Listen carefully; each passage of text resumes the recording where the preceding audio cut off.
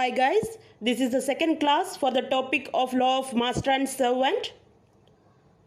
In this video, we shall learn about the relationship of principal and independent contractor, difference between servant and independent contractor, and master's liability for the torts of an independent contractor.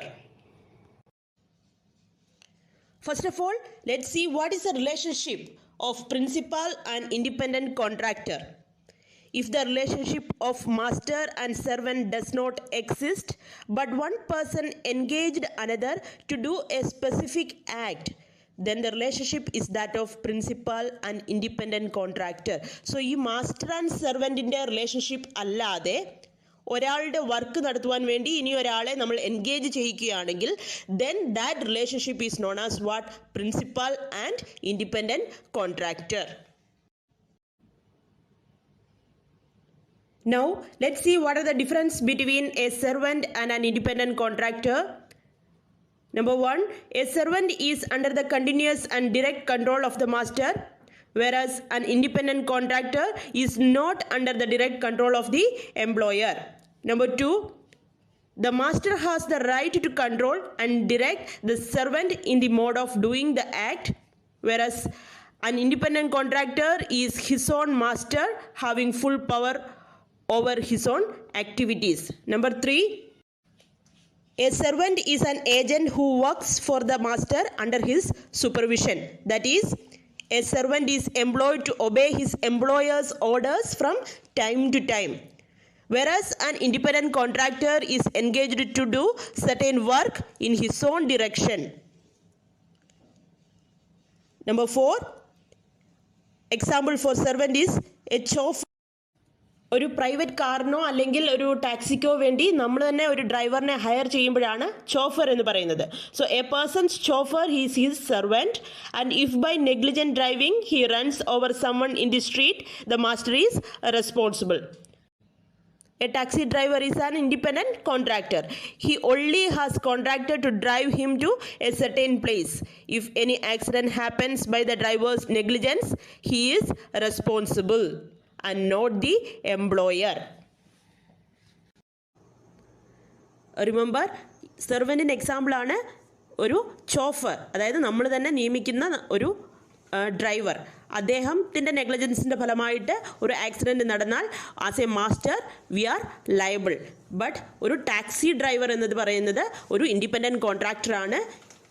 ഒരു taxi ഡ്രൈവറിൻ്റെ നെഗ്ലിജൻസിൻ്റെ ഫലമായിട്ട് എന്തെങ്കിലും ഒരു accident നടന്നാൽ അതിൽ travel ചെയ്യുന്ന passenger is not liable.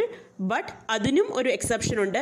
ഈ passenger ഈ ടാക്സി ഡ്രൈവറിൻ്റെ വർക്കിൽ ഏതെങ്കിലും ഇൻ്റർഫിയറൻസ് നടത്തിയിട്ട് ഈ ടാക്സി ഡ്രൈവറിനെ ടോട്ട് കമ്മിറ്റ് ചെയ്യാൻ, അതായത് വേഗത്തിൽ ഓടിക്കുവാനൊക്കെ ഇൻസ്റ്റിഗേറ്റ് ചെയ്തിട്ട് ഒരു ഇൻസിഡൻറ്റ് നടക്കുകയാണ്, ഒരു ആക്സിഡൻറ്റ് നടക്കുകയാണെങ്കിൽ then the passenger is liable. That we are going to see in next slide. ഇനി ഇൻഡിപെൻഡൻറ്റ് കോൺട്രാക്ടർ ഒരു ടോട്ട് കമ്മിറ്റ് ചെയ്താൽ എംപ്ലോയറിൻ്റെ ലയബിലിറ്റി എന്താണെന്ന് നോക്കാം. The liability of the employer for the torts of independent contractor. Generally, a master is not liable for the torts of an independent contractor. We have learned this as the third essential for master's liability. There are 5 exceptions for this. Let's see what are they. Number one, in cases of strict liability, that is Reliance versus Fletcher model cases, an employer is liable for the act of independent contractor. Number two, if the employer or master instigates independent contractor to commit a tort, he is liable for the torts of the independent contractor. For example, if a passenger instigates a taxi driver to drive fast and due to this an accident occurs, the passenger is liable. So ഒരു taxi ഡ്രൈവറിനെ അതിലെ passenger വേഗത്തിൽ പോകാൻ പറഞ്ഞ് ഒരു accident നടക്കുകയാണെന്നുണ്ടെങ്കിൽ then the passenger is liable, even though the taxi driver is an independent contractor. Why? Because here the passenger instigates or compelled the independent contractor to commit a tort. Number three, if the employer fails to take precaution in appointing a competent independent contractor, then he is liable for the damages caused by the act of the contractor.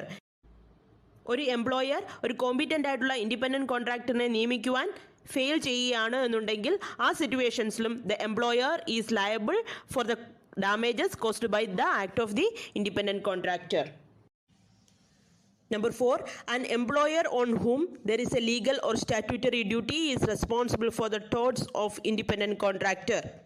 Number 5, if an employer employs a contractor in order to engage some workmen, then workman is entitled to claim compensation from the employer under the Workmen's Compensation Act 1923. So, under these 5 circumstances, the employer of an independent contractor is liable for the torts of the independent contractor. Clear? Now, let's discuss 2 case laws. Ellis versus Sheffield Gas Company. A gas company employed an independent contractor to dig up a street, which was an illegal act. Ellis fell over the heap of earth and was injured. As the gas company authorized the nuisance, it was liable for the act. So in this case, the gas company employed an independent contractor for an illegal work. So the gas company was held liable for the act of the independent contractor. In Tari versus Ashton, Ashton affixed a lamp outside his house and due to the negligence in fixing it, a passerby was injured. Held that Ashton was liable as it was his duty to see that it was affixed properly.